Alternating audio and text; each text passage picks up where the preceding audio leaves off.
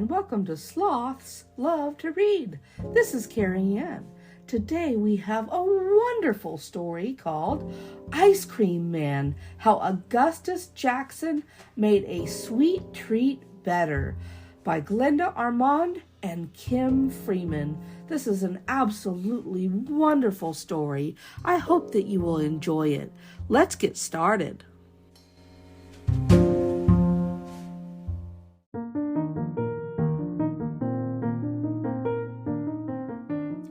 Ice Cream Man, How Augustus Jackson Made a Sweet Treat Better by Glenda, Armand, and Kim Freeman.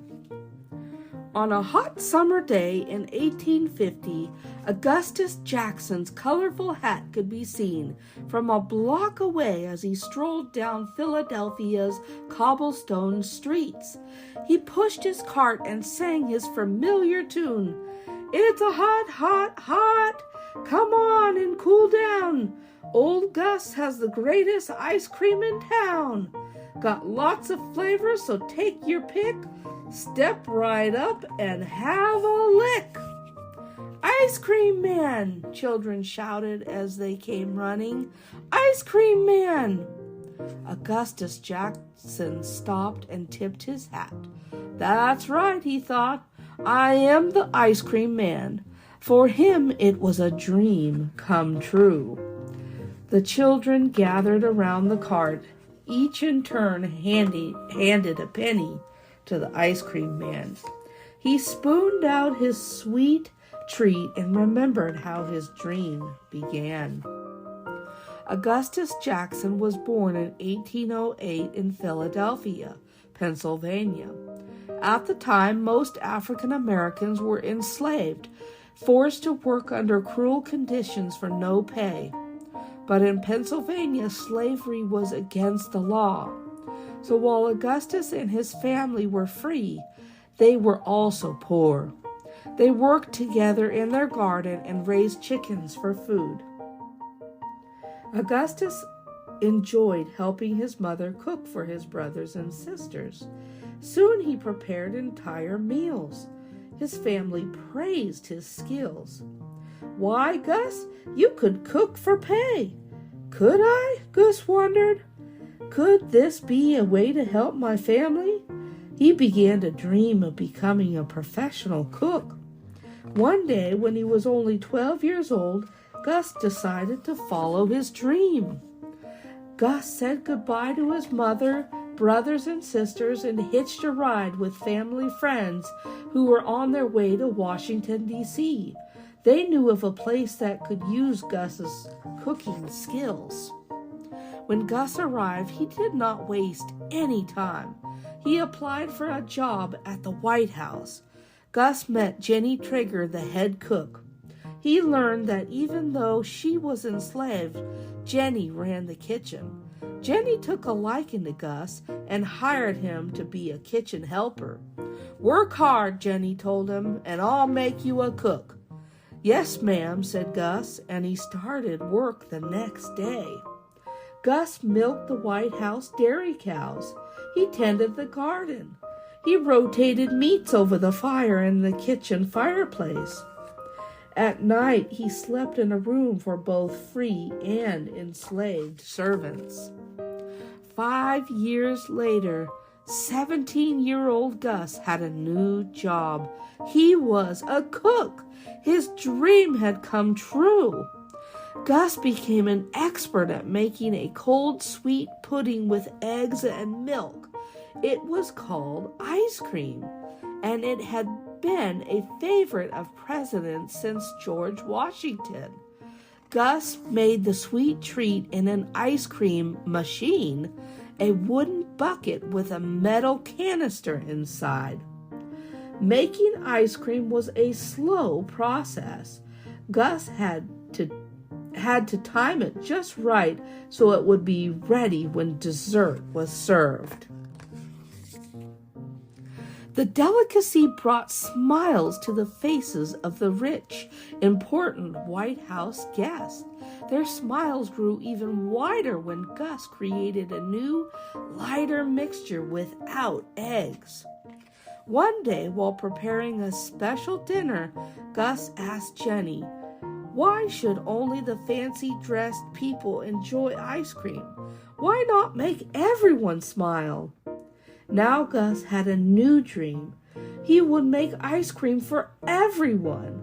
At the age of 22, Gus said goodbye to Jenny and his friends at the White House and returned to his hometown to embark on his next adventure.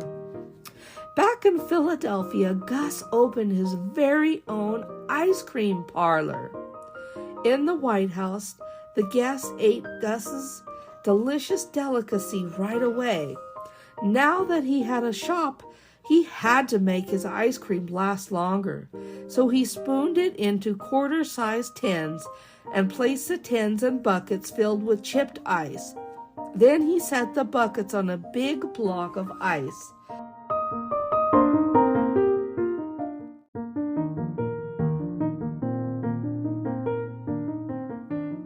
Customers crowded inside the parlor to try Gus's one-of-a-kind ice cream flavors. Sometimes Gus brought the ice cream to the customers. He pushed his cart down Goodwater Street, chanting merrily, "Ice cream, come and taste. Get it for it melts, no time to waste. Strawberry, mint, and vanilla too. Step right up, try something new." Gus sold all the ice cream he could make.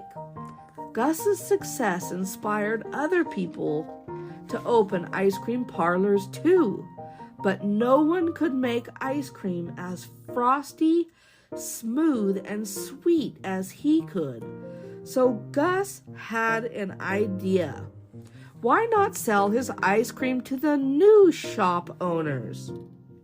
He would do just that, but he would have to invent a way to make his ice cream faster, and he had to make it last even longer.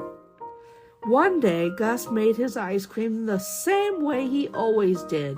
He poured the ingredients, sugar, cream, and one of his tasty flavorings into the ice cream machine's metal canister. Then he took the lid, which had a paddle attached to it, and tightened it onto the canister. Gus placed the canister inside the wooden bucket. Next, he filled the space around the canister with ice. But on this day in 1832, he added something to the ice: rock salt. Then he twisted the canister's handle. Back and forth, swish, swish, the paddle whipped and spun the mixture. Soon Gus removed the lid. Inside was his famous ice cream. He had made it in half the time. Gus had discovered that rock salt made the mixture freeze more quickly, and the sooner it froze, the faster it became Gus's great tasting ice cream. So he made more and more, and he created new flavors. Back and forth, rum raisin. Back and forth, butter pecan. Swish, swish, chocolate. How Gus could make enough ice cream for the new shop owners and his regular customers too.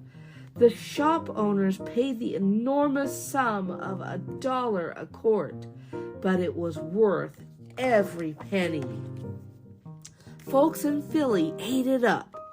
Another one of Gus's dreams came true when his whole family came to work in his parlor. They packed his ice cream in rock salt and ice, and they sold it near and far. They shipped it by train to New York City, which was 100 miles away, and it didn't melt. Gus's thoughts came back to the present. He finished spooning out the ice cream to his eager customers. He had realized his dream and more, but even better, Augustus Jackson made people smile. Philly's original ice cream man, continued on his way singing, ice cream, quite a treat. Come smile a while and beat the heat. Try butter pecan, rum raisin too. Got a sweet tooth? Made just for you. And still today, you can eat ice cream without smiling. And here's a recipe on the back to make your own ice cream. It says you will need a gallon Ziploc plastic bag, a quart-size Ziploc bag, 1 bag of ice, a half a cup of half and half, 1 tablespoon of sugar, a half a teaspoon of vanilla, 2 tablespoons of your favorite flavorings, chocolate syrup, strawberries, peanut butter, or whatever you like, and a 1/3 cup of rock salt. And I will let you get the instructions when you make a purchase of this wonderful book. Also, at the very end, there is the true story of Augustus Jackson, and I will read that now.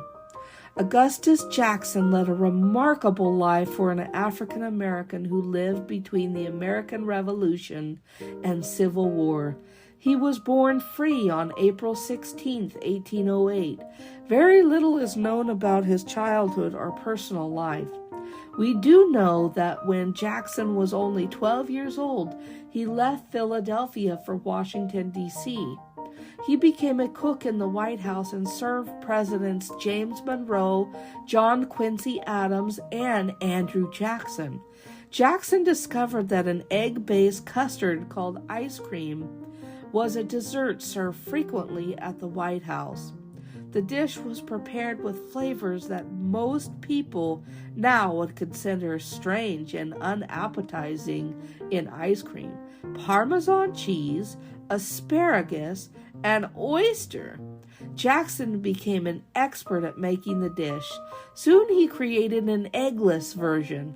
This is what we know today as ice cream.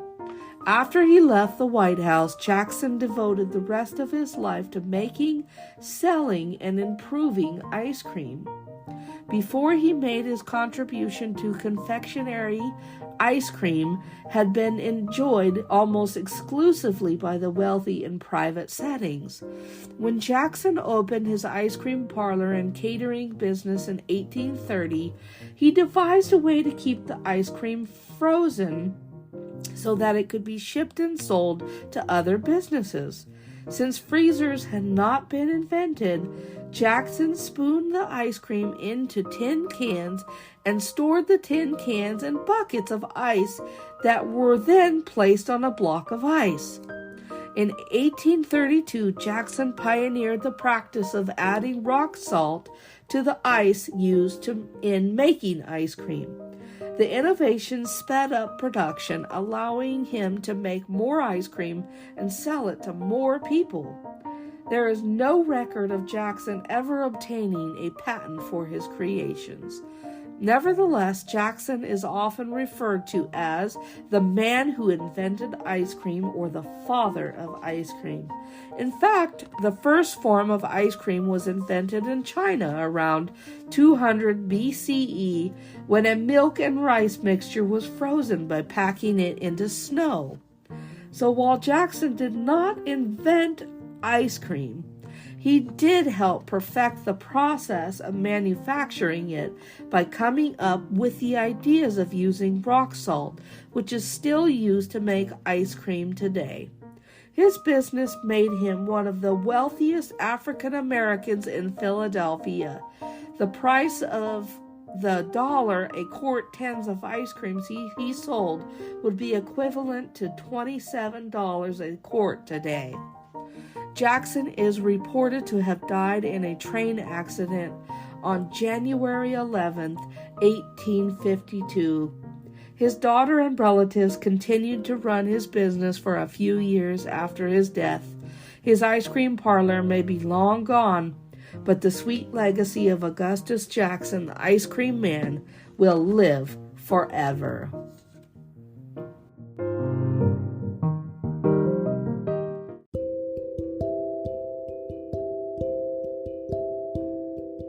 Oh, what a wonderful story this has been.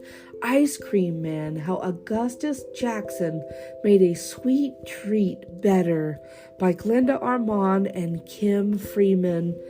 What a wonderful book. This is a true story about Augustus Jackson and how he made ice cream even better. What an awesome story to learn a little bit about history and to learn about ice cream. I had no idea about Augustus Jackson. How wonderful to learn something new today.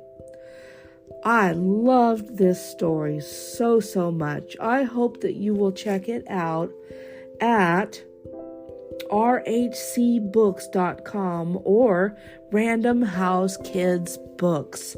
Also, you can go and look up Kim Freeman on Amazon and look up the title of the book, Ice Cream Man by Kim Freeman, and look that up if you would like to add this book to your collection. I hope that you will consider doing that, and I hope that you will consider checking out our website at slothdreamsbooks.com. We have an entire collection of educational books for kids. I hope you've enjoyed this story today, and bye-bye for now, everyone.